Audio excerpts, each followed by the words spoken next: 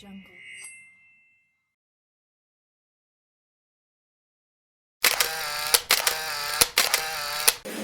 Bismillahirrahmanirrahim. Assalamualaikum warahmatullahi wabarakatuh. Alhamdulillah, wassalatu wassalamu ala rasulillah wa ala alihi wa ashabihi wa mawala, amma ba'd. Jamaah Masjid Al-Muhajirin yang dirahmati Allah Subhanahu wa ta'ala, syukur alhamdulillah atas izin Allah kita bisa bertemu, berkumpul di masjid yang mulia ini. Mudah-mudahan Allah terus berikan kita anugerah iman Islam, diberikan sehat walafiat, dan mudah-mudahan Allah segera mengangkat wabah yang sedang terjadi ini sehingga kita bisa kembali, bisa bersilaturahim, bertemu, dan bisa berinteraksi seperti sebelumnya. Amin ya rabbal alamin. Jamaah dirahmati Allah Subhanahu wa ta'ala, pertemuan terakhir kita membahas tentang hijrah, dan itu memang bagian dari tema-tema yang sudah kita bahas dikaitkan dengan sebelumnya. Sebelum terjadi hijrah, banyak sekali ujian yang Allah turunkan kepada Nabi kita.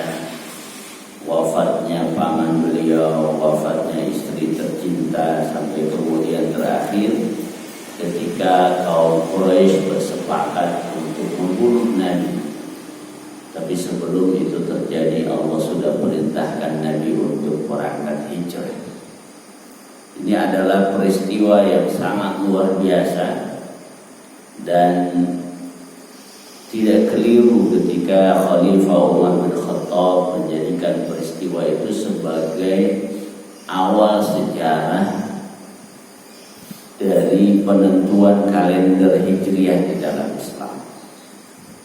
Jadi kalender Islam tidak diambil dari awal Nabi dilahirkan atau peristiwa-peristiwa yang lain, tapi peristiwa hijrah itu yang dijadikan sebagai titik tolak. Dan ini luar biasa maknanya, penuh dengan ibrah dan pelajaran untuk kita semua, bahwa memang hijrah itu adalah satu nilai yang perlu kita terus tumbuhkan dalam kehidupan kita. Ada yang menyebut, jadikanlah hijrah sebagai gaya hidup kita. Jadikanlah hijrah sebagai manhajul hayat. Di dalam hijrah ada optimisme. Bisa jadi ada tantangan-tantangan yang bertubi-tubi datang kepada seseorang, kepada kita, kepada umat Islam. Tapi tidak boleh hilang optimisme, tidak boleh hilang bahwa di balik semua ini pasti ada rencana Allah yang lebih besar. Dan itu yang terjadi pada peristiwa hijrah. Hijrah itu kan kalau boleh dibilang sebagai titik yang paling rendah ketika umat Islam harus meninggalkan kota Mekah. Nabi harus meninggalkan tempat kelahirannya. Itu berarti sudah sama sekali tidak ada kekuatan. Tapi ternyata di balik ujian yang sangat luar biasa, titik terendah yang dialami oleh sekelompok manusia, para sahabat bersama Nabi, tapi di balik dari titik yang terendah Allah ingin angkat setinggi-tingginya. Mungkin kalau kita bisa lihat sejarah yang mirip itu kisah Nabi Yusuf yang pernah saya sampaikan. Jadi betapa hidup beliau itu penuh dengan lika-liku yang sangat drastis. Dari anak yang paling dicintai kemudian dijatuhkan atau diceburkan ke dalam sumur. Dari yang paling tinggi dicintai oleh ayahnya Nabi Yakub, tapi kemudian oleh saudaranya diperlakukan sedemikian rupa. Tapi dari dalam sumur beliau diangkat ke istana oleh Allah Subhanahu wa Ta'ala. Tapi itu bukan berarti selesai. Perjalanan dari kehidupan di istana membawa beliau harus masuk ke dalam penjara. Dari balik penjara kemudian beliau menjadi pembesar di kota Mesir. Begitulah kehidupan. Dan itu tentunya tidak semudah membalikan telapak tangan, butuh waktu yang panjang, ujian yang sangat banyak, sampai Nabi Yakub diceritakan dalam tafsir beliau tidak lagi bisa melihat karena saking sedihnya. Gak ada lagi tempat mengadu saat itu karena semua yang melakukan adalah saudara kandungnya, anak-anaknya sendiri. Beliau hanya melantunkan doa, innama ashku bathi wa husni ilallah. Aku hanya mengadukan kesedihanku, galauanku kepada Allah SWT.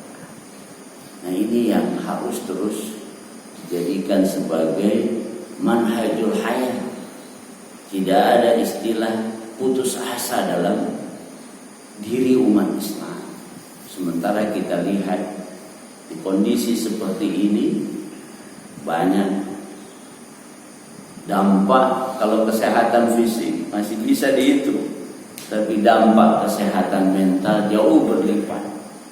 Karena dialami bukan hanya oleh orang yang sakit, tapi mereka yang sehat pun mengalami gangguan kesehatan dari sisi mental. Itu baru satu pelajaran. Kemudian pelajaran berikutnya, bergerak itu menjadi satu keniscayaan. Walaupun harus memulai pergerakan itu dari ketidakyakinan, tapi di situ kita yakin ini adalah perintah Allah, bersama dengan Allah. Apa yang kita lakukan sejalan dengan nilai-nilai Islam, pasti di dalamnya ada pertolongan yang luar biasa. Dan itu dialami oleh Rasulullah yang secara logika seharusnya sudah ditangkap, seharusnya bisa diambil. Kenapa? Padang pasir itu lebih mudah untuk ditelusuri. Jejak langkahnya terlihat karena padang pasir. Kemudian sejauh mata memandang tidak banyak pepohonan, tidak banyak tempat-tempat yang tidak bisa dilihat. Lebih mudah. Tapi semuanya atas izin Allah SWT. Nah, bagi kita, kalau para ulama menyebutkan hijrah itu bukan hanya makaniyah, berpindah dari satu tempat ke tempat yang lain, tapi ada hijrah ma'nawiyah.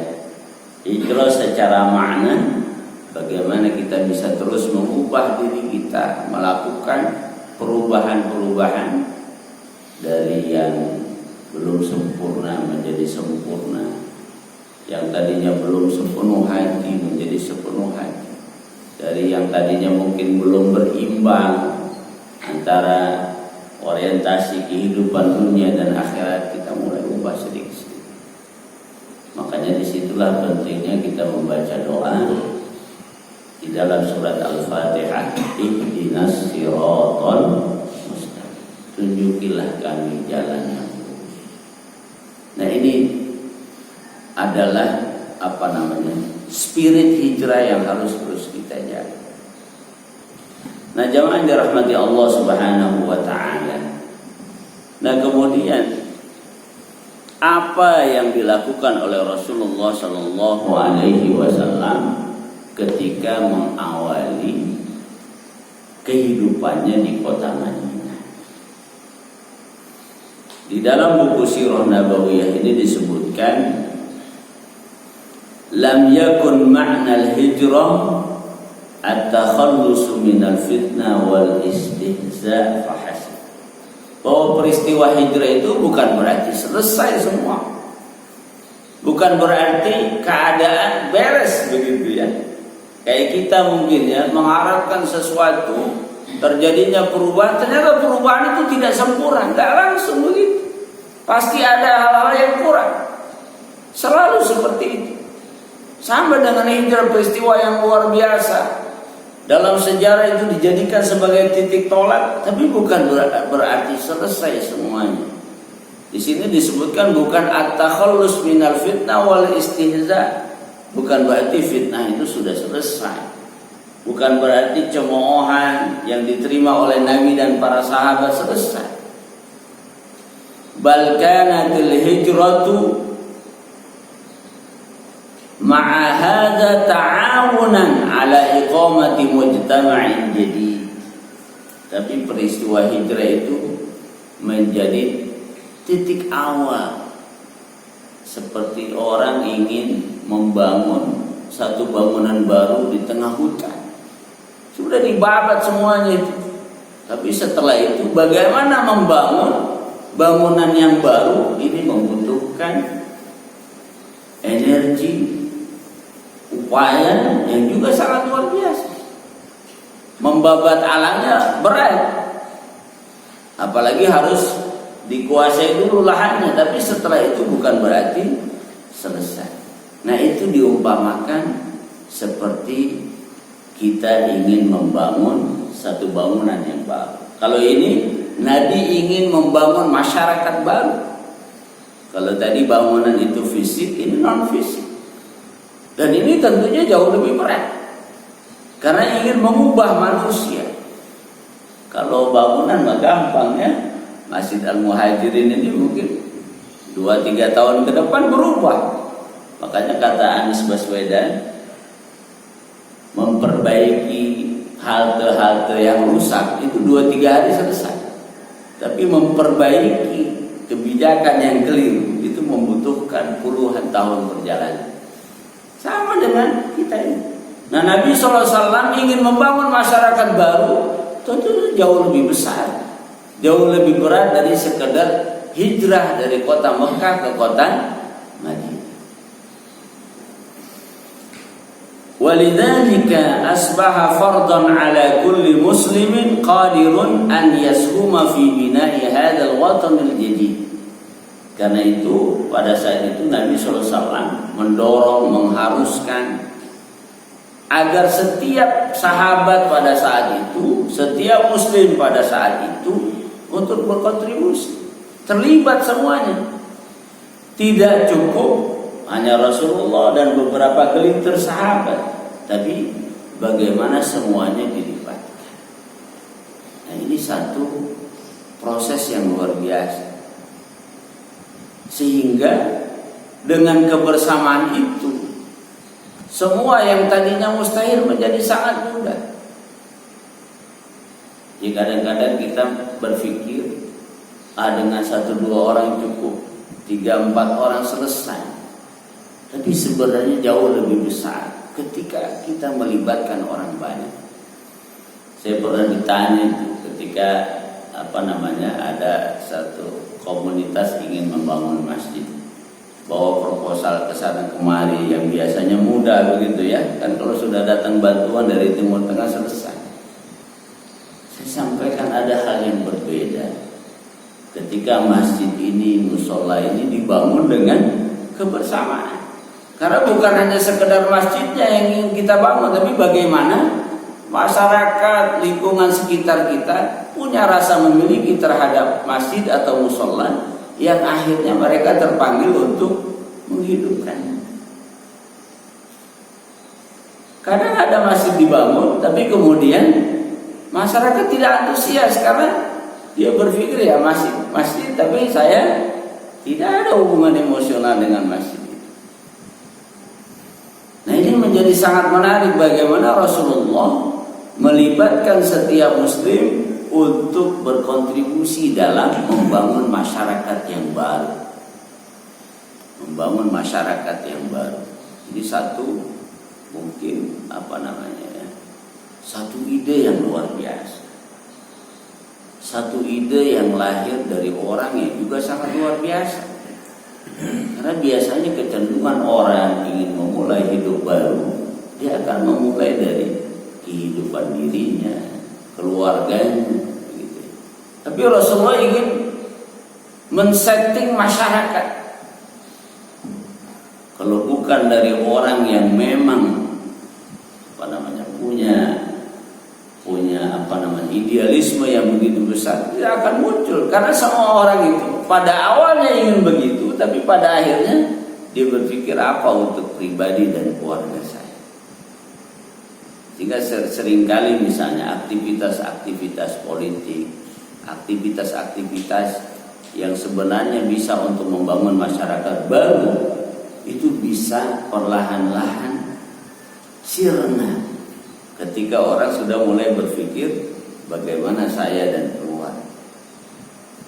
Tapi Rasulullah sudah mengedepankan itu, bagaimana membangun masyarakat baru.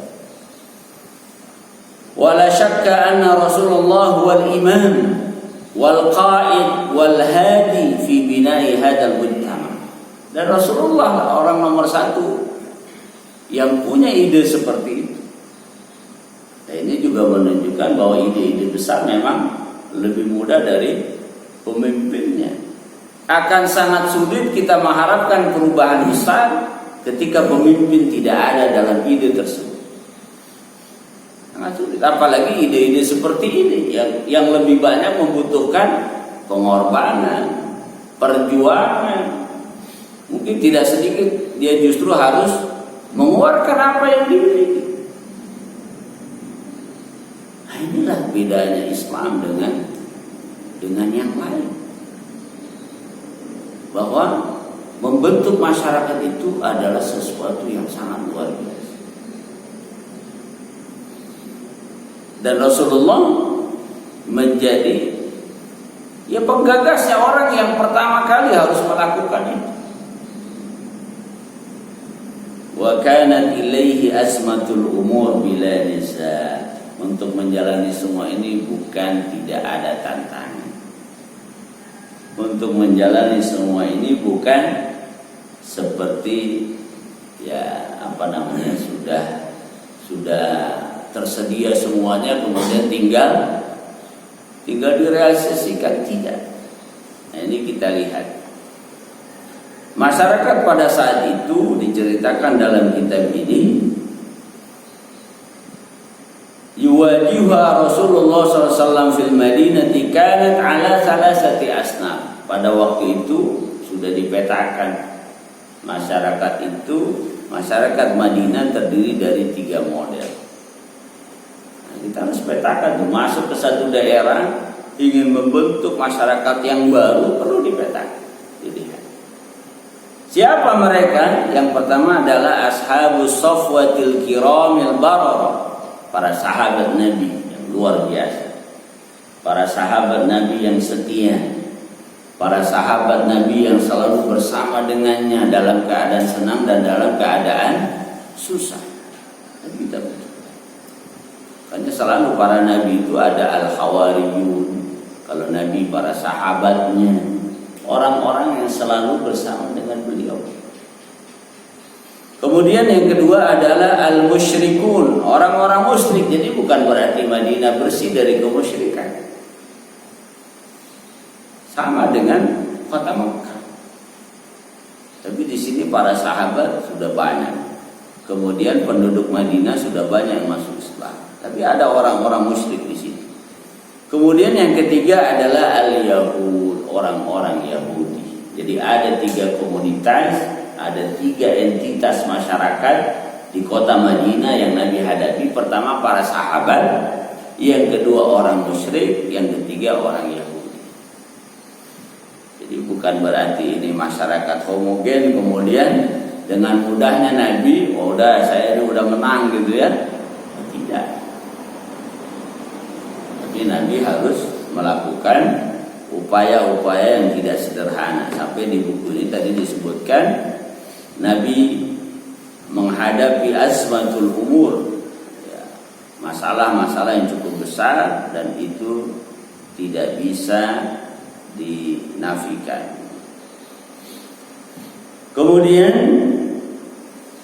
bagaimana kiat-kiat Nabi menghadapi mereka semua?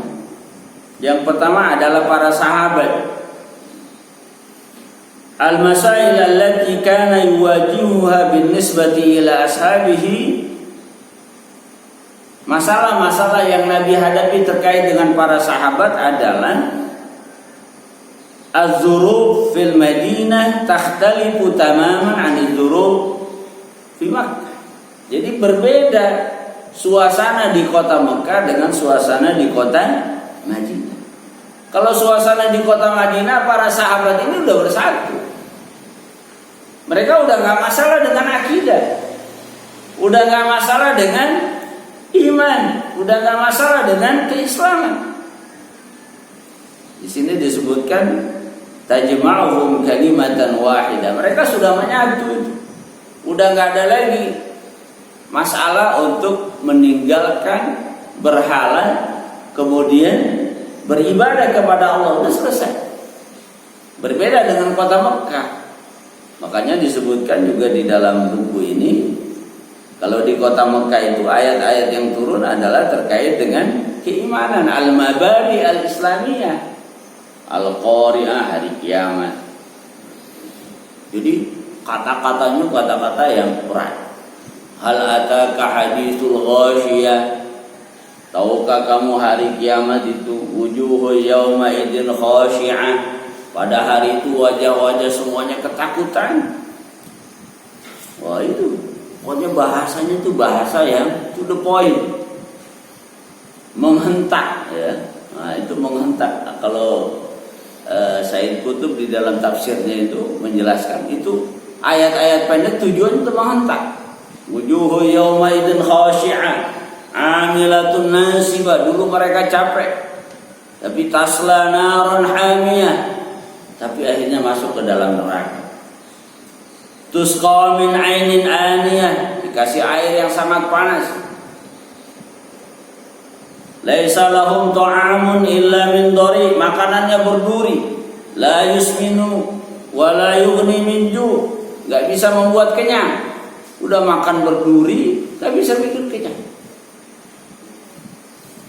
Tapi di sisi yang lain ada wujuh yaumaidin na'imah, ada wajah yang ceria, senang ketika pada hari kiamat itu. Lisa'iyah radiyah, dia senang dengan dulu apa yang dilakukan di dunia. Bangun masjid, memikirkan anak yatim, memikirkan orang-orang yang lemah keislamannya, memikirkan orang-orang yang du'afa, anak-anak yang mungkin pendidikannya tidak terurus. Dia pikirkan nanti semua itu akan menjadi upaya-upaya di dunia membuat dia puas ketika di akhirat. Bisa, alhamdulillah, saya nggak sia-siakan 40 tahun, 60 tahun saya hidup di dunia. Luar biasa. Isaiha radiyah fi jannatin 'aliyah, masuk ke surga yang sangat tinggi. Kita di dunia punya rumah lebih tinggi aja lebih senang kan gitu. Bisa memandang yang tidak bisa dilihat oleh orang lain. Fi jannatin 'aliyah la tasma'u fiha laghiyah. Enggak ada lagi itu percakapan-percakapan yang tidak bermakna. Kalimat-kalimat yang kalau kita dengar tidak mendapatkan keimanan yang ada, kita makin down itu.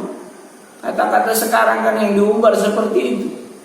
Kata-kata yang bagaimana membuat orang jadi susah, membuat orang terhina, bahkan itulah yang dibayar begitu ya. Masya Allah. Tapi nanti di surga tidak ada lagi kalimat-kalimat yang baik. Orang kan dengan kalimat itu bisa mempengaruhi. Coba bayangkan, kita habis melakukan sesuatu, ada komentar yang negatif. Cuma misalnya kalau bahasa sekarang apa ya, yang cari muka gitu apa namanya? Itu pencitraan. Coba kita setelah melakukan mujahadah yang luar biasa dibilang itu, apa yang terjadi? Masya Allah. Itu bukan hanya melunturkan kerja kita saat itu, yang ada ke depan gak mau lagi dah. Coba. Itu salah satu nikmat surga. Karena betapa orang ketika sudah melakukan upaya yang luar biasa, kemudian ada komentar yang positif, apa yang terjadi? Dia merasa yang tadinya sudah down jadi semangat nih. Apa yang kamu lakukan ini adalah sesuatu yang akan membuat kamu puas nanti saat kembali kepada Allah. Apa yang terjadi? Yang tadinya sudah lemah semangat, itu jadi naik lagi. Bahkan dia ingin melakukan lebih lagi. Masya Allah. Tapi di surga la tasma'u fiha, Nah, itu semuanya adalah ayat-ayat yang Allah turunkan ketika para sahabat masih di kota Mekah. Itu mungkin bahasanya tuh nggak pakai apa ya, deskripsi yang panjang ya, nggak perlu argumentasi yang luas, panjang, lebar begitu. Karena pada saat itu memang semuanya itu ya ibarat telinganya sudah ditutup, maka perlu didorong dengan bahasa yang to the point. Tapi beda dengan ketika Nabi dan para sahabat di kota Madinah. Mereka itu satu tujuannya, kanu mutafarriqin fi buyutin syatta. Mereka ini terpencah-pencah, kemudian makhuri, keadaan mereka ini masih di bawah kelompok yang lain. Adillah matrudin, ya ini kan ya 50-50 ya. Umat Islam pada saat itu sebagian Ansor, sebagian Muhajir. Nah, Muhajirin ini tinggal di kota Madinah, otomatis gak punya apa-apa. Tinggal di kota Madinah, ya namanya orang baru merantau, kemudian ya belum punya kelebihan apa-apa, belum terlihat secara ekonomi, kemudian harus membangun keluarga. Ya kayak kita hijrah ke satu tempat bukan karena kita sudah disiapkan. Beda dengan kita pindah ke satu tempat, ini tugas dinas, ya sudah disiapkan kan? Ada rumahnya, ada ininya, ada ini, selesai. Kalau ini memang betul-betul ingin tinggal di tempat yang baru. Maka di sini dijelaskan mereka adalah orang-orang yang dulunya terusir sampai dibahasakan seperti pengungsi begitu. Lam yakun lahum minal amri syai'un. Mereka belum punya apa-apa. Mereka belum punya kelebihan yang terlihat, yang dengan itu mereka bisa mendapatkan kehidupan yang layak. Wa inna makana al-amru biyadi a'dain fid din. Urusan Madinah pada saat itu tetap lebih banyak dikuasai oleh musuh-musuh Islam. Tapi Rasulullah ingin menghadirkan masyarakat baru. Falam yakun haula al-muslimun yastati'una an yuqimu mujtama'an islamiyan jadidan. Tidak mudah bagi Nabi, bagi Rasulullah dan para sahabat. Otomatis kita ingin bangun masyarakat baru, tidak. Karena tadi setengahnya adalah orang yang perlu dibantu, setengahnya adalah orang yang harus memulai kehidupan yang baru, setengahnya adalah orang-orang yang hijrah dari kota Mekah ke kota Madinah yang nggak bisa bawa apa-apa. Kalau kita hijrah, semuanya bisa dibawa.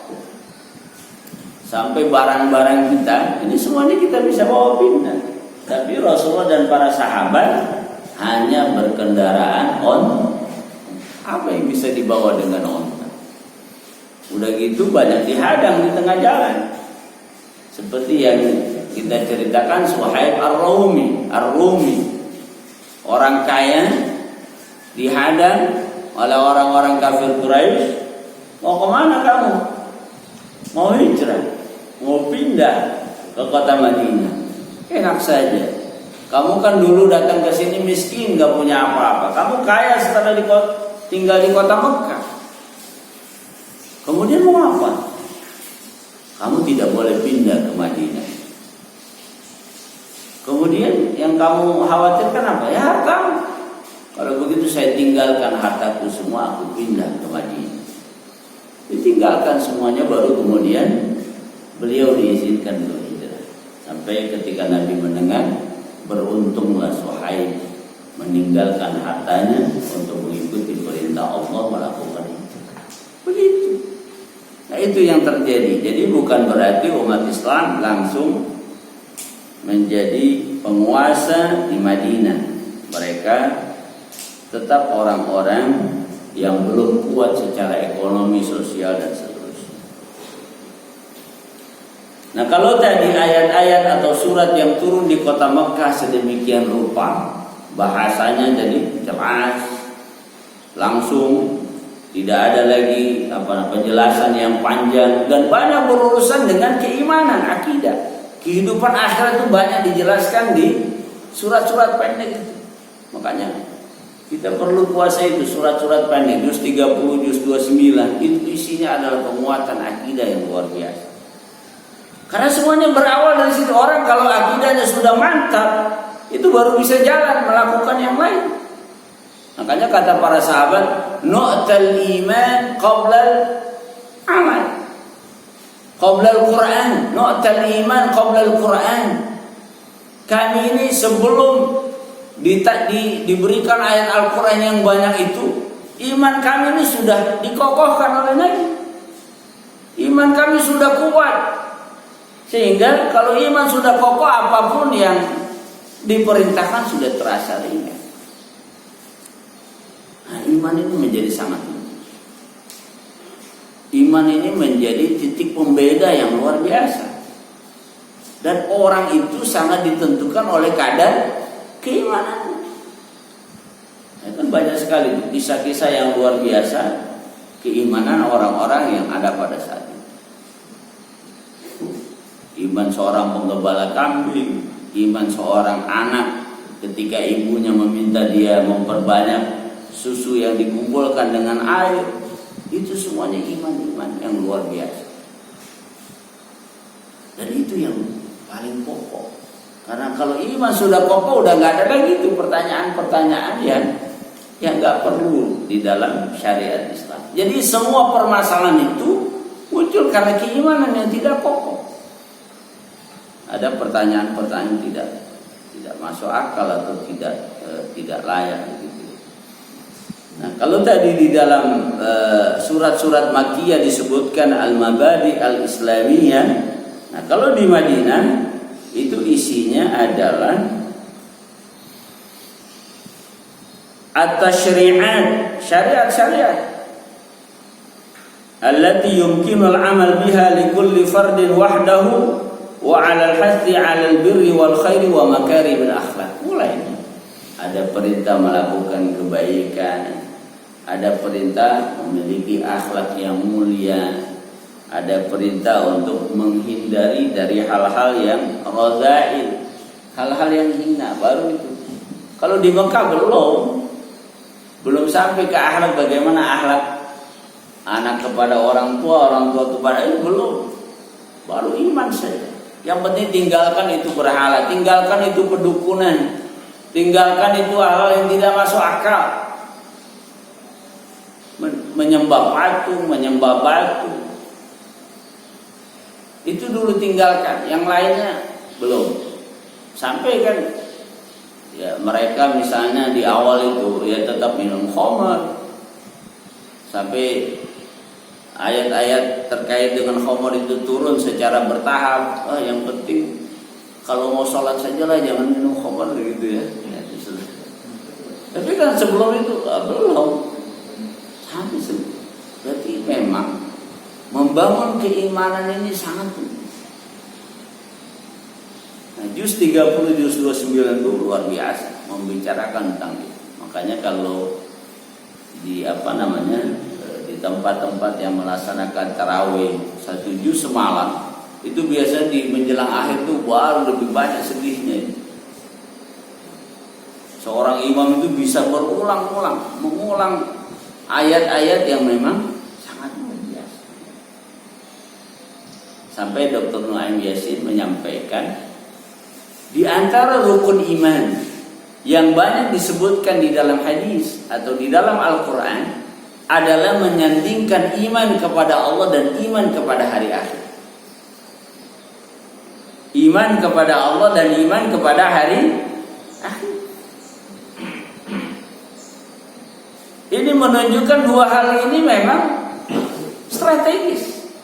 Iman kepada Allah, bagaimana membangun keimanan kepada Allah dengan, ya kalau sekarang dengan pendekatan ilmu yang beragam, ulum kauniyah misalnya. Bagaimana argumentasi bahwa kita memang menghamba kepada Allah. Ketika orang tidak punya iman, itu ada bagian di dalam jiwanya yang tidak bisa diisi kecuali oleh iman itu sendiri. Jadi ketika orang tidak punya iman, ada ruang kosong di dalam dirinya yang tidak bisa dipenuhi kecuali oleh iman itu. Makanya dia akan tetap, ya ibarat bangunan atau tiang itu di tengahnya itu ada yang bolong di tengah tiangnya itu.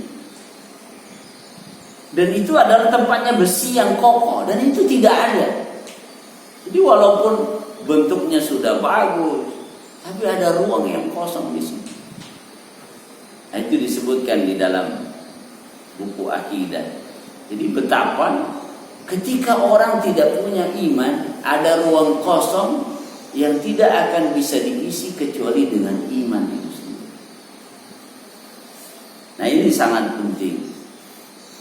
Nah, baru tadi di kota Madinah, syariat Islam sudah berbicara tentang perintah berbuat baik, perintah melakukan hal-hal yang mulia, ada adab, ada akhlak dan seterusnya. Nah, di sini juga disebutkan fakana amrul muslimin bi aidihim mundu awwal yaumin walam yakun alaihim saytaratu ahadin minan nas. Jadi walaupun umat Islam ya mereka masih lemah secara ekonomi dan seterusnya, tapi tetap tidak dikuasai sepenuhnya seperti di kota Mekah ketika pembesar-pembesar rata-rata adalah orang-orang kafir Quraisy. Jadi ya lemah tapi seimbang. Lemah tapi umat Islam itu nggak bisa ditindas seperti ketika berada di kota. Sudah mulai seimbang. Nah, pada saat itulah Rasulullah dan para sahabat mulai berpikir bagaimana masalah al-hadara wal umran, peradaban, bagaimana kita membangun masyarakat seperti apa. Kemudian masalah al-ma'isha wal iktisad, bagaimana penghasilan, bagaimana masalah ekonomi mulai dipikirkan di sana. Kemudian masail as-siyasa wal hukumah, bagaimana politik mengatur ini semua, bagaimana kemudian mengatur pemerintahan, karena sudah mulai Nabi punya ide-ide seperti itu. Kemudian masalah as-salmu wal harb, bagaimana ketika ada peperangan, bagaimana mengadakan perdamaian. Kemudian fi masailil halal wal haram wal ibadah wal akhlak, masalah halal dan haram, masalah ibadah, masalah akhlak. Nah, ini yang terjadi ketika sudah berada di kota Madinah. Dan ini baru satu komunitas, yaitu para sahabat yang baik-baik. Nah, secara umum kaum muslimin itu terbagi dua. Qismun hum fi ardihim wa diyarihim wa amwalihim. Jadi muslim sendiri, para sahabat tadi terbagi dua. Satu golongan adalah mereka yang memang aslinya orang Madinah, fi ardihim wa diyarihim wa amwalihim. Sehingga dengan begitu dia udah punya tanah, udah punya rumah, udah punya harta. La yahumuhum bidzalika min dzalika fi hayatihim. Jadi enggak banyak persoalan. Orang-orang Ansor itu banyak yang sudah mencukupi. Tapi ada qismun akhar, ada kelompok yang lain di antara kaum muslimin, yaitu al-muhajirun tadi ya, orang-orang yang hijrah ke kota Madinah. Wa najau bi anfusihim ilal Madinah. Macam-macam tuh cara mereka untuk bisa sampai ke Madinah. Sama dengan orang-orang yang pindah itu. Ada yang lewat kapal laut ya, dari Afrika itu, negara-negara yang penuh dengan konflik. Ada lewat perahu yang kecil terombang-ambing di lautan sampai berhari-hari. Yang taruhannya itu udah hidup dan mati. Sama para sahabat itu dulu, mereka berangkat hijrah dengan caranya masing-masing. kemampuan mereka. Ibarat kita ini lari dari kampung kita begitu ya. Bukan dikoordinir, ayo kita berangkat gitu ya. Berangkat baris, nah ini naik masing-masing, sudah ada ontanya, nggak begitu. Silahkan ya Rasulullah sebagai pimpinan saja berangkat dalam ketakutan, sembunyi-sembunyi. Jadi bukan, jangan dibayangkan baris bareng-bareng gitu ya, kayak orang pawai gitu. Sehingga dengan begitu sampai bareng-bareng di tengah jalan, kalau mau istirahat. Pimpinannya saja pergi dengan sembunyi-sembunyi. Makanya di sini diceritakan najau bi anfusihim, mereka itu bisa selamat sampai ke Madinah itu dengan caranya masing-masing. Masya Allah, kita bisa bayangkan. Kita mau pindah saja, itu perasaannya bagaimana? Pindah dari kampung kita dalam keadaan semua barang bisa dibawa, rumah di sana sudah disiapkan, lingkungan sudah oke begitu ya. Itu mau pindah saja berat. Mau pindah itu merasa ada yang hilang. Ini orang kaum muslimin memang berangkat ke sana karena ingin melarikan diri dari segala bentuk intimidasi. Pimpinannya Rasulullah bersama Abu Bakar diam-diam di tengah malam berangkatnya. Jadi bukan seperti orang touring atau apa begitu ya. Berjalan bareng-bareng ayo gitu ya. Masya Allah, konvoy, nggak begitu. Mereka itu bisa selamat masing-masing. Mungkin banyak yang meninggal di tengah jalan karena sudah berbulan-bulan, berhari-hari. Nah, ini kalimat yang luar biasa. Wa najau bi anfusihim ilal Madinah. Mereka itu selamat sendiri-sendiri bisa sampai ke kota Madinah. Laisa lahum malja'un ya'una ilaihi. Sampai digambarkan dalam buku ini, mereka itu seperti nggak ada lagi tempat mereka bersandar kecuali Allah Subhanahu wa taala. Jadi perginya dengan ketakutan, perginya dengan kekhawatiran, perginya dengan tidak tahu harapannya seperti apa. Jadi digambarkan mereka itu semuanya tidak ada tempat bersandar kecuali kepada Allah Subhanahu. Jadi masing-masing udah sibuk dengan bagaimana menyelamatkan diri. Disitulah akidah mereka teruji. Mereka hanya bisa bersandar hanya kepada Allah Subhanahu. Nah, ini yang berat. Al-Muhajirun. Nah, akhirnya setelah sampai di Madinah, la amala ya'malunahu li ma'isyati. Mereka enggak punya pekerjaan, belum tahu aktivitasnya apa. Jadi tidak tahu. Wala mala yablughuna bihi qawaman minal 'aish. Enggak punya duit untuk sekedar menyambung hidupnya. Jadi kita bisa bayangkan para muhajir itu orang-orang yang miskin. Sekalipun mereka kaya, sudah banyak yang diambil uang. Sampai digambarkan mereka itu untuk menyambung hidup saja mendapatkan kesulitan. Wa kana 'adadu haula'i allaji'in ghairu qalil. Sampai dibahasakan di sini sudah seperti pengungsi, allaji'un, refugee gitu ya. Imigran gitu ya. Kayak kita ada imigran kan, ya nggak mungkin mereka langsung punya rumah, punya ini. Nah, itu masih ada lembaga refugee ya, lembaga pengungsi internasional yang melindungi mereka. Kalau ini tidak. Wa kanu yaziduna yauman fa yauman. Ya namanya hijrah, masing-masing ini sampainya nggak bareng-bareng. Di sini ceritakan tiap hari nambah. Sekian orang yang sampai, sekian orang yang sampai, sekian orang yang sampai. Masya Allah. Faqad kana udhina bil hijrah li kulli man amana billahi wa rasulih. Karena memang yang akan berangkat hijrah ini adalah semua orang yang menyatakan dirinya beriman kepada Allah dan Rasul. Jadi tidak semuanya bareng. Ada yang belakangan. Sampai kita ceritakan pada pertemuan sebelumnya, ada yang terpisah dulu dengan keluarganya.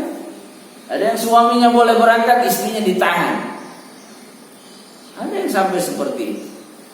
Maka sampai di kota Madinah itu adalah kedatangan mereka bertahap, kedatangan mereka satu persatu. Nah itu baru dari satu, itu dari kaum muslimin. Orang yang sudah beriman bukan tidak ada persoalan, bukan mereka kalau udah sampai di sini kita siap membangun masyarakat yang baru. Tidak, mereka untuk nyambung hidupnya masih butuh pertolongan. Mereka harus tidak tahu apa yang harus dikerjakan. Kemudian kelompok yang kedua adalah al-musyrikun. Ini orang-orang musyrik. Falam takun lahum saytaratun 'alal muslimin. Mereka tidak seperti di kota Mekah. Kalau di Mekah orang-orang musyrik itu menguasai kota Mekah. Kalau ini tidak. Lam yakun lahum saytarah. Mereka nggak punya kekuasaan. Mereka bukan penguasa di Madinah. Bahkan mereka sudah ragu dengan keyakinan mereka. Jadi beda dengan orang musyrik di Mekah. Mereka tetap kekeh dengan akidah mereka sampai ya pamannya Nabi Ali bin Abi Thalib tetap kekeh dengan akidah. Nah, beda di kota Madinah, mereka orang-orang musyrik sudah tidak yakin dengan akidahnya. Ini menjadi peluang besar. Menjadi peluang besar karena ketika orang ragu dengan akidahnya, dengan keimanannya, dengan keyakinannya, itulah titik poinnya. Sebelum bicara yang lain ya disitulah. Jadi kalau ingin memulai Islam, dilihat dari sejauh mana akidah mereka dengan atau keyakinan mereka terhadap keyakinan sebelumnya. Masih kokoh enggak? Kalau itu masih besar, itu sulit untuk masuk. Makanya dakwah di kota Mekah beratnya di situ. Akidah mereka itu masih mereka yakini dengan kuat. Beda ketika di kota Madinah itu mereka sendiri sudah ragu. Wa yataraddad fi tarki dinil aba. Mereka udah mulai berpikir kayaknya agama nenek moyang kita harus tinggal nih. Kayaknya benar-benar sudah enggak apa ya? Enggak ada. Mereka sudah mulai berpikir itu, udah kritis begitu ya. Sama ketika berdakwah di negara-negara yang justru akidah mereka sudah tidak kokoh, itu Islam akan terus berkembang. Di Eropa, di Amerika itu lebih mudah untuk terus.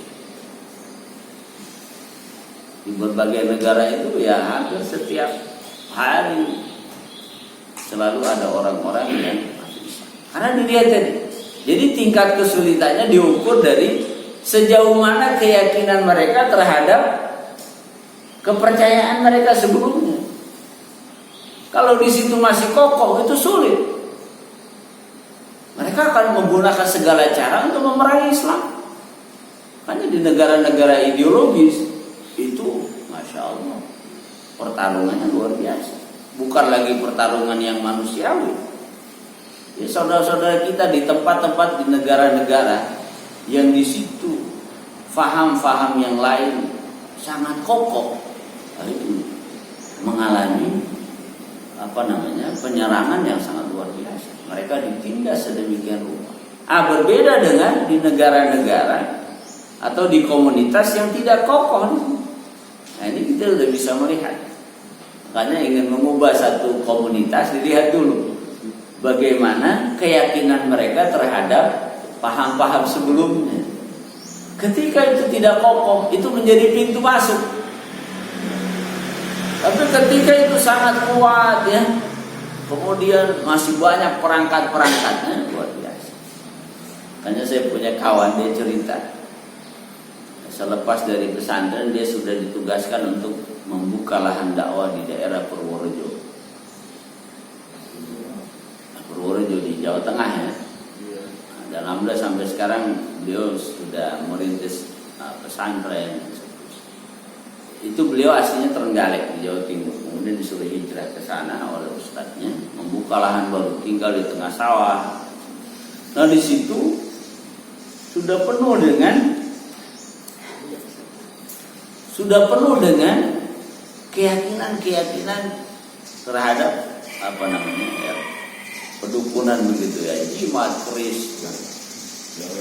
Nah hanya dia cerita, bagaimana saya ingin masuk ke komunitas seperti itu.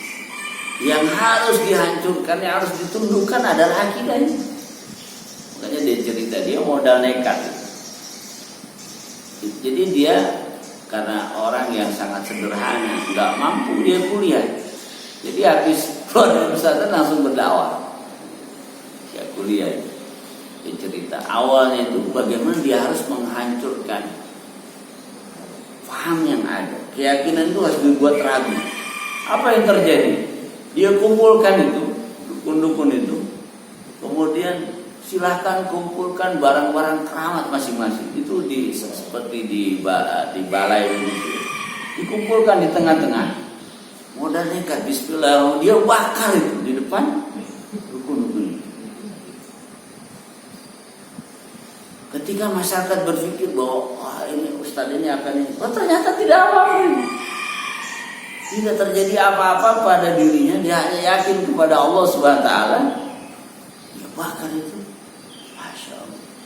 Setelah itu dukun-dukun tadi itu mau dibina oleh,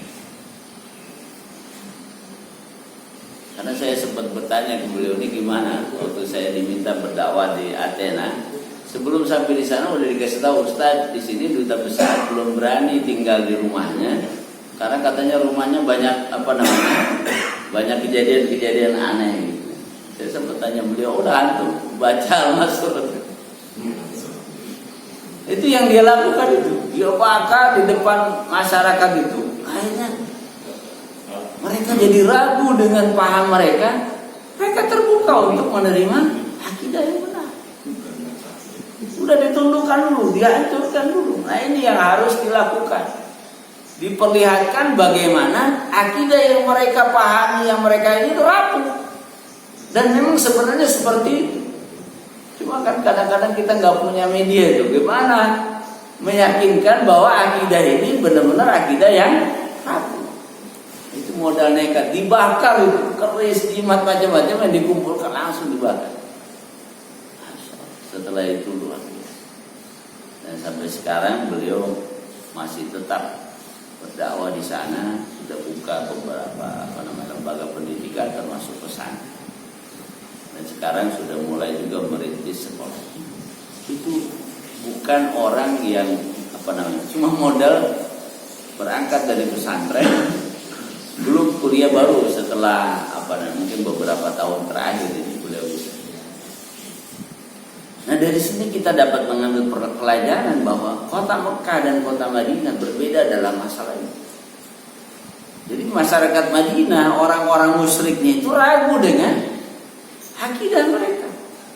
Ya taroddat tadi bidinil aba, mereka ragu dengan agama nenek moyang mereka. Kayaknya nggak benar ini.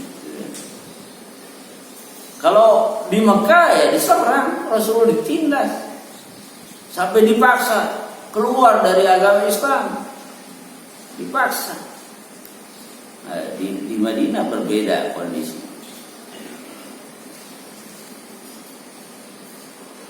Walakin lam yakun bi badnil adawati wal kaidi diddil Islam wal muslimin. Orang-orang musyrik di Madinah enggak berani mengadakan perlawanan langsung kepada umat Islam.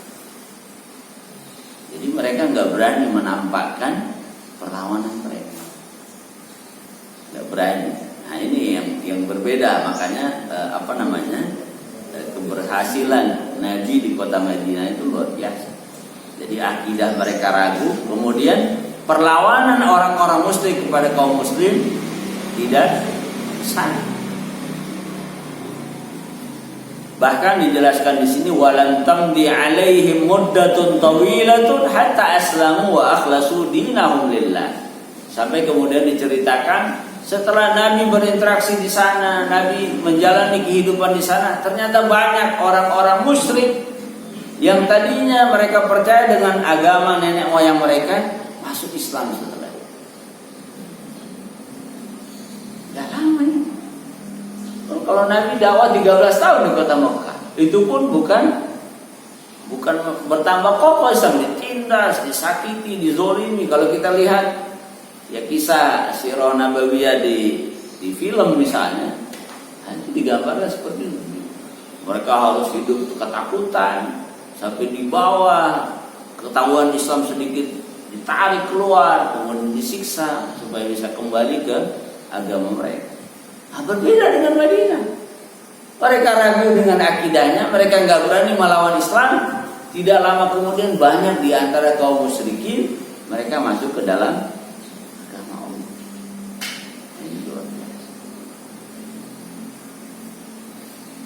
Nah, kemudian yang ketiga, yang terakhir ini adalah orang-orang Yahudi. Orang-orang Yahudi. Dari mana orang-orang Yahudi? Kanu anjazu ilal Hijaz. Mereka hijrah ke kota Madinah, ke kota Hijaz, zaman al-Ittihad ar-Rumani kama aslafna. Mereka itu adalah dulu bangsa yang diperangi, diserang oleh orang-orang Romawi. Nah, mereka di antara larinya itu kemana? Ke Madinah. Jadi Madinah itu tempat mereka mengungsi. Wa kanu fil haqiqah Ibraniyin. Mereka aslinya adalah orang-orang Ibrani, orang-orang Yahudi. Walakin ba'dal istihbab ila al-Hijaz, tapi setelah mereka pindah ke Madinah, sabahu bisabghatil arabiyyah. Mereka beradaptasi dengan budaya Arab. Mereka menyatu visi dalam pakaian. Maka orang Yahudi dan orang Arab ya pakaiannya enggak kelihatan. Kalau kita kan masih gaya begini ya, mau kemana-mana sarung sama baju koko misalnya. Nah, mereka menyatu sudah dengan pakaian. Wal lughah, begitu pula dengan bahasa. Wal hadarah, begitu pula dengan peradaban yang ada di Madinah. Wasarat asma'u qabailihim aw afradihim arabiyyah, sampai nama mereka pun udah Arab sudah. Jadi udah nggak ada lagi muncul nama-nama Ibrani. Mereka menyatu dengan budaya lokal. Hatta qamat bainahum wa bainal arabi alaqat az-zawaj was-sihr. Sampai terjadilah asimilasi antara orang-orang Yahudi dan orang Hijaz dalam pernikahan. Mereka sudah menyatu hubungan darah dengan orang-orang yang ada di situ. Illa annahum tahaffadhu bi'asabiyyatihim al-jinsiyah, tapi tetap mereka itu punya asabiyah sesama orang Yahudi. Jadi mereka tetap tidak bisa melebur 100%. Mereka tetap bangga dengan statusnya sebagai orang Yahudi. Sampai digambarkan di sini, kanu yaftakhiruna bi jinsiyatihim al-israiliyah. Mereka tetap membanggakan status mereka sebagai orang-orang Yahudi.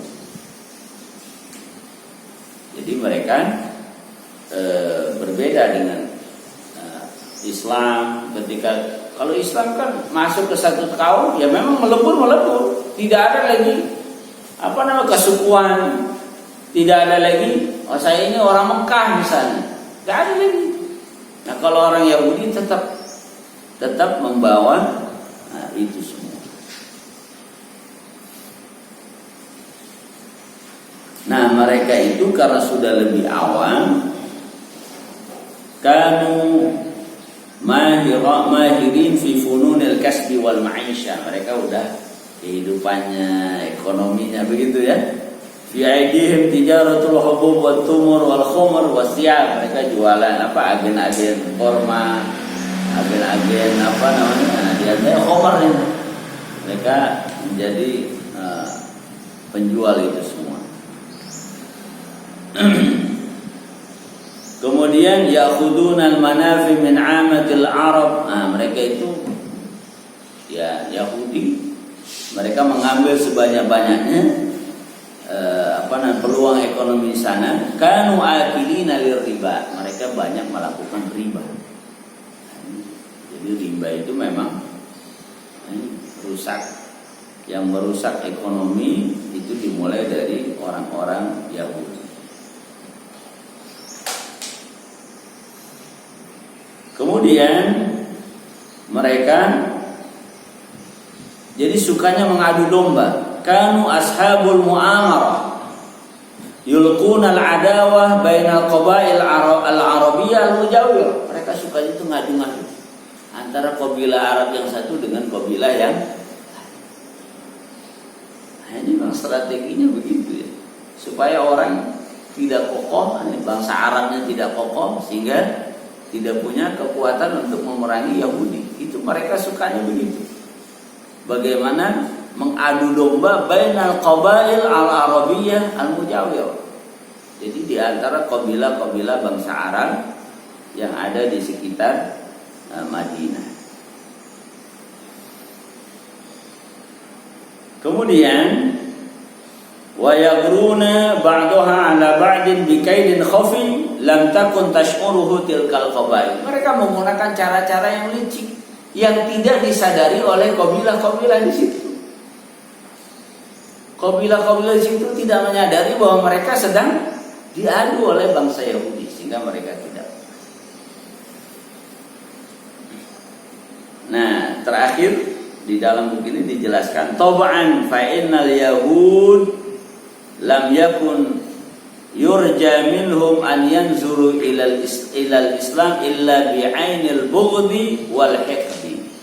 Tentu saja bangsa Yahudi adalah bangsa yang melihat Islam penuh dengan hasad dan kedengkian. Far rasulu lam yakun min jinsihi. Jelas. Karena Rasul yang terakhir Nabi Muhammad SAW bukan dari bangsa mereka. Sementara dari zaman Nabi Ibrahim, Nabi Ishak, Yakub, Yusuf, Shu'aib, Musa, terus sampai Nabi Isa, semuanya bangsa Yahudi. Mereka ada rasa dengki. Kenapa Rasul yang terakhir bukan dari bangsa mereka? Karena jadi mereka adalah bangsa yang bangga dengan kabilah.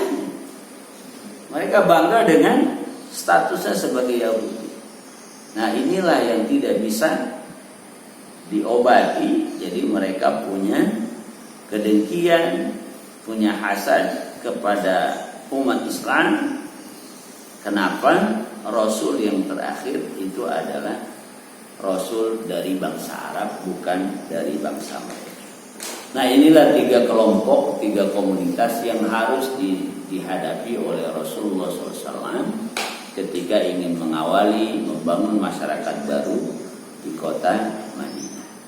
Nah, kita dapat mengambil pelajaran bagaimana kita ketika ingin membangun komunitas yang baru, mulai dari akidahnya, kemudian bertahap bagaimana mulai masalah ekonomi Yahudi yang riba tadi mulai diperbaiki dengan cara-cara Islam. Kemudian bagaimana ketika kita bisa tundukkan akidah mereka sampai mereka ragu, tidak lama kemudian mereka akan ikut. Karena ada di dalam diri setiap orang satu ruang yang tidak akan bisa diisi kecuali oleh iman. Ketika itu belum terisi, pasti ada ruang kosong, sehingga manusia itu akan mudah goyah ketika dia menghadapi sesuatu. Nah, ini mungkin jamaah dirahmati Allah SWT yang dapat saya sampaikan, mengawali bagaimana Nabi merintis masyarakat baru di kota Madinah pasca hijrah. Nanti baru dimulai bangun Masjid Nabawi, nanti mulai ada aturan-aturan, ada akhlak-akhlak diterapkan. Ini yang nanti kita lihat. Mudah-mudahan dengan begitu tergambar oleh kita, oh begini, begitu ya. Ini yang harus kita lakukan ketika ingin membangun sesuatu yang baru. Mungkin ada yang mau disampaikan dari para jamaah. Ya, silakan. Waalaikumsalam warahmatullahi wabarakatuh. Ada beberapa yang pertama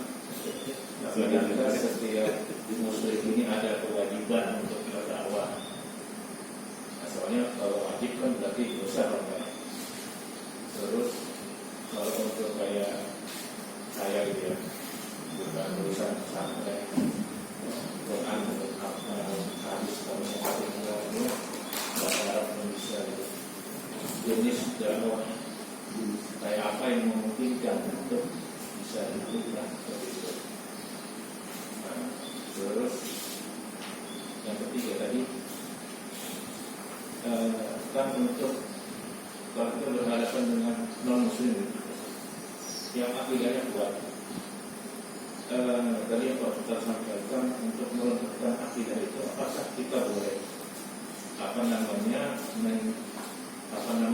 memberikan informasi kalau agama dia keliru atau salah begitu?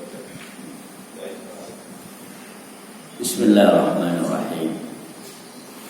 Saya pernah bercerita di tempat ini ya, karena saya juga ada satu kisah nyata yang pernah saya dapatkan di awal setelah saya pulang dari pesantren, kemudian mulai mengumpulkan anak-anak muda di Jakarta di sekitar rumah saya untuk memulai pengajian gitu ya.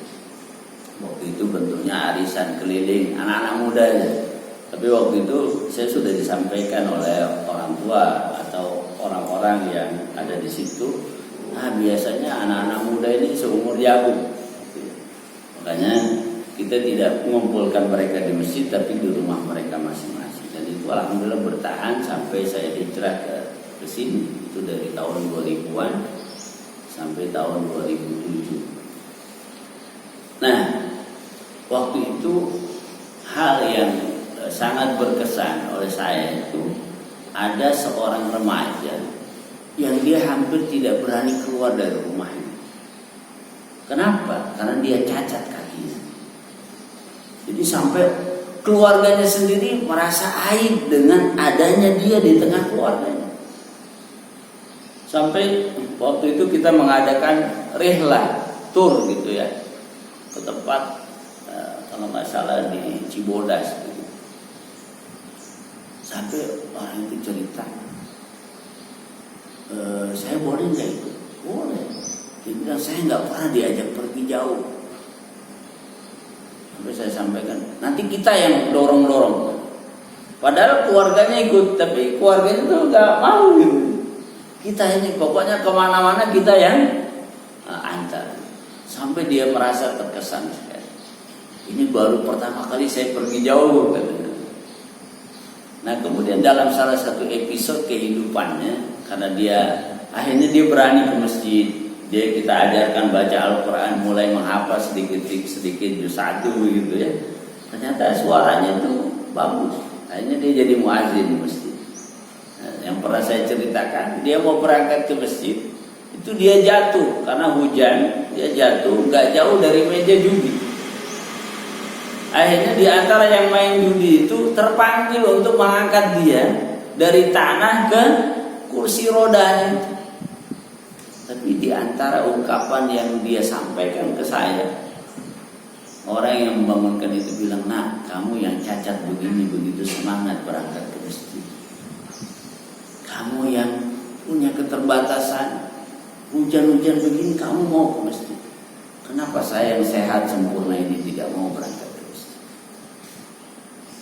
Ternyata itulah salah satu yang mengubah jalan hidup bapak ini. Luar biasa. Betul-betul saya alami, karena ini bapak ini tetangga saya. Di rumahnya itu sering dijadikan tempat perjudian. Nah istrinya itu orangnya rajin ngaji sampai dia malu. Ustazah saya ini mau ngaji tapi suami saya begitu. Ternyata dia berubah karena anak muda. Sampai saya sampaikan kepada remaja ini, kamu tanpa ayat Al-Quran, tanpa ceramah kamu sudah berdakwah. Kalau saya datang ke tempat judi bisa jadi diusir. Saya sampaikan ayat judi yang ada, saya udah tahu ayatnya gitu ya. Kamu anak baru kemarin misalnya, kamu ini berdakwah jauh lebih efektif dari yang saya lakukan. Dan ini adalah amal jariah. Dan alhamdulillah bapak ini sudah berangkat umroh dengan istrinya. Kalau saya ke Jakarta, itu kalau lagi sehat itu selalu ada di masjid sekarang. Udah nggak ada di rumahnya, udah bukan tempat judi lagi. Itu bahagia sekali istrinya. Artinya apa? Berdakwah itu bentuknya banyak. Dakwah dengan contoh itu jauh lebih efektif. Karena yang Nabi lakukan itu.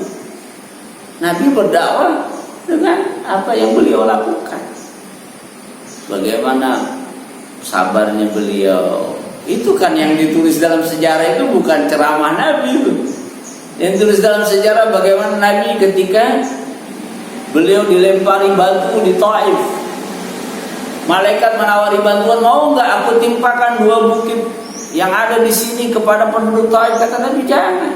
Nanti keluar anak cucu dari keturunan mereka yang beriman kepada Allah. Itu bukan perkataan, tapi perlakuan, perilaku Nabi sampai ditulis dalam Sirah Nabawiyah. Artinya apa? Semua kita ini justru butuh dengan dakwah. Kenapa butuh dengan dakwah? Karena kalau kita mengandalkan amal dengan diri kita terbatas. 60 tahun kita ibadah, duit kita terbatas, umur kita terbatas, semua kita terbatas. Tapi dengan dakwah ada kebaikan yang kita sampaikan kepada satu orang, bukan dengan ceramah tapi dengan contoh kita, komitmen kita baca Al-Quran, sholat duha misalnya. Kemudian orang terinspirasi, termotivasi, kemudian dia berubah, kita meninggal dunia, kita dapat pahala jariah. Selama dia melaksanakan apa yang pernah kita contohkan, insya Allah kita mendapatkan ganjaran yang tidak terputus. Nanti orang itu ngajarin lagi, dia cerita, saya dulu terinspirasi dari si fulan. Itu bisa terus mengalir. Jadi justru bukan dakwah itu tugas, itulah kebutuhan kita. Itulah kebutuhan kita. Satu orang saja berubah karena upaya dan usahamu, itu lebih hebat dari kumpulan onta merah. Dan ternyata dakwah dengan amal itu jauh lebih efektif. Jadi gak mesti kita sebutkan ayatnya, gak mesti sebutkan hadisnya, kita lakukan kebaikan konsisten terus. Saya pernah terinspirasi waktu saya umroh di bulan Ramadan. Itu kan kalau di sana kita mau sholat tarawih, habis sholat maghrib itu jangan pindah lagi, karena pasti udah. Kita kalau mau wudhu itu harus pesan di tempat saya gitu. Tapi tiba-tiba ada orang ketika dia datang belakang langsung, nggak jauh dari tempat saya yang pernah saya ceritakan di sini. Akhirnya tertanya, kok orang-orang menghormati dia? Itu udah pakai kursi roda. Saya tanya, karena di sebelah saya ada seorang dokter. Karena sebelumnya kita ngobrol-ngobrol ya. Dia dokter di situ. Siapa beliau? Ya, beliau adalah seorang syekh ahli fikih di Masjidil Haram. Sekarang beliau sudah sakit. Kemudian sholat. Ketika sholat sunnah sebelum sholat isya, beliau duduk di kursi roda. Tapi ketika sholat isya qamat, beliau minta dipindahkan itu kursi roda. Berdirinya itu udah setengah. Berdirinya udah bungkuk itu, pakai tongkatnya, tapi beliau tetap berusaha untuk berdiri. Masya Allah. Di situ saya merinding, Masya Allah. Itu paling berarti durasi pertemuannya hanya 1-2 jam. Tapi apa yang beliau lakukan menjadi dakwah buat saya yang luar biasa. Orang yang sudah tidak bisa berdiri tegak, tapi tetap berusaha berdiri. Ketika sholat wajib dilakukan, bahkan kursinya minta dipindah. Masya Allah. Dia tidak mengatakan apa, dia tidak mengungkapkan ayat Al-Quran, dia tidak membacakan hadis. Tapi apa yang dilakukan itu terngiang-ngiang. Sampai sekarang ini berbekas. Mungkin kalau perkataan kita tidak bisa ingat dalam waktu lama. Misalnya disampaikan satu hadis, ayat Al-Quran, kita nggak bisa ingat lama. Tapi ketika apa yang dicontohkan orang kita lihat dengan mata kepala kita sendiri, apa yang terjadi? Masya Allah, itu terekam. mungkin bertahun-tahun bahkan bisa terus. Itu tidak ada interaksi. Nah, terakhir itu orang-orang berkumpul, rupanya dibagikan 1 real itu. Waduh, orang bukan melihat angkanya tapi kemuliaan orang ini. Masya Allah, sudah cacat dengan, saya yakin semuanya itu tersentuh dengan apa yang beliau lakukan, bukan lagi dengan kata-katanya tapi dengan amalnya luar biasa. Itu orang-orang berkumpul selesai sampai kaget. Ada apa ini? Ternyata ya beliau nggak menyampaikan tauhid lagi, nggak menyampaikan nasihat, cuma kumpul kemudian. Artinya kita yang membutuhkan dakwah. Berdakwahlah dengan amal kita, berdakwahlah dengan kebaikan-kebaikan kita. Kemudian caranya, jadi semua kita butuh dakwah dan caranya sangat beragam. Bukan dengan tidak selalu dengan, kan ada dakwah bil hal, ada dakwah bil qaul ya, dakwah dengan lisan, tapi ada dakwah dengan contoh. Ada orang miskin kita berikan uang, dia tersenyum. Masya Allah. Tidak menyampaikan apa-apa. Tapi dia bisa tersenyum, kemudian kita berikan perhatian, bisa dia terus terbawa. Nanti dia bisa ingat itu. Kemudian yang terakhir, bagaimana ketika kita berhadapan dengan non-muslim? Dengan non-muslim, bagaimana caranya? Ya sangat beragam. Bagaimana kedekatan kita dengan dia? Saya juga pernah cerita, ini juga kisah nyata dari kawan saya. Beliau itu ngajar di sekolah negeri. Ada sahabatnya yang non-muslim, itu beliau itu kalau datang, ya karena banyak di kantor, assalamualaikum, kemudian dia berjabat tangan, salaman gitu, termasuk kepada yang non muslimin. Ketika berjabat tangan dia bilang asyhadu an la ilaha illallah, nggak jadi gitu. Jadi selalu begitu, jabat tangan asyhadu an la ilaha illallah. Tapi luar biasa, setelah lama berpisah tidak ketemu karena dia resign dari PNS-nya, dia mengajar di sekolah Islam. Lama tidak ketemu, orang ini masuk Islam. Orang ini masuk Islam, namanya cinta. Setelah kita berpisah, saya terngiang-ngiang terus, terkesan, sampai kemudian saya masuk Islam. Jadi memang tergantung kedekatan kita. Kalau dia mau bercanda, gayanya itu luar biasa. Orangnya itu suka bercanda. Tapi orang yang langsung juga ketawa-ketawa, kamu bisa aja gitu ya. Tapi ternyata hal yang sederhana itu terekam. Sampai kemudian dia masuk. Nah ini tergantung bagaimana ini kita. Kemudian argumentasi sekarang ini sudah ada beberapa buku iman atau buku akidah yang dijelaskan bukan hanya dengan pendekatan ayat nakli atau dalil nakli, tapi dengan penjelasan-penjelasan. Bagaimana benda ya, ini aja kitab ini nggak bisa ujuk-ujuk ada gitu ya. Apalagi yang besar ini. Kalau ada tiba-tiba ini subuh-subuh ada di sini, orang cerita nggak ada yang pindahin, nggak ada yang naruh, apa yang terjadi? Semuanya geger, apalagi alam ini. Tiba-tiba.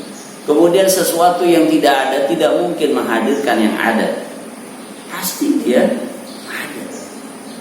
Tidak mungkin dari sesuatu yang tidak ada menghadirkan yang ada. Nah, ini banyak argumentasi seperti itu. Nah, disesuaikan dengan kita ajak ngobrol. Ya mungkin obrolan ringan begitu ya. Kita doakan, kita berdoa.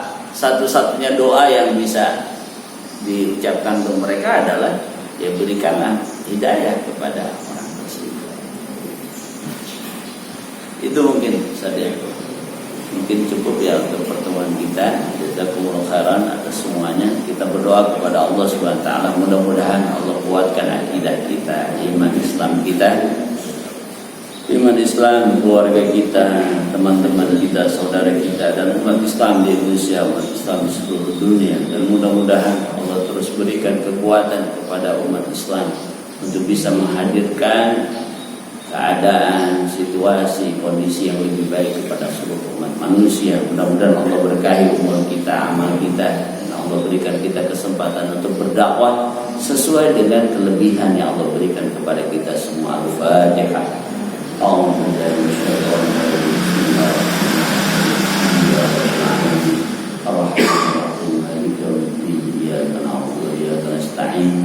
اهدنا الصراط المستقيم صراط الذين أنعمت عليهم غير المغضوب عليهم ولا الضالين.